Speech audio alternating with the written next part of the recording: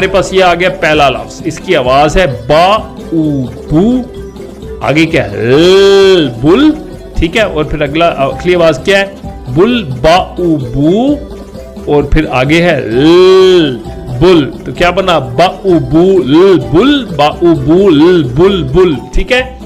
यहां देखते हैं, ये देखो ये मेरी है बा उ बू, ये मेरी आवाज है बा उ बू, बा उ बू ल बुल, बा उ बू ल बुल बुल बुल। बुलबुल क्या होता है जनाब? बुलबुल एक परिंदा होता है, जैसे ये वाला बुलबुल है, बड़े गाने गाता है और मंकी मियाँ आज इनसे गपशप लगा रहे हैं, सूटेड बुटेड होके आए, ठीक है। इसको हम कहते हैं बुलबुल, एक परिंदा है। अच्छा जी, आगे हमारे पास आ गया एक नया लफ्ज, इसको पढ़ते हैं जनाब। ये है बा, और उसके ऊपर आवाज क्या है बा उ बू ज, बुजर्ग, बुजर्ग, जी बिल्कुल, बा उ बू ज, बुजर्ग। बुजुर्ग कौन होता है? बुजुर्ग होते हैं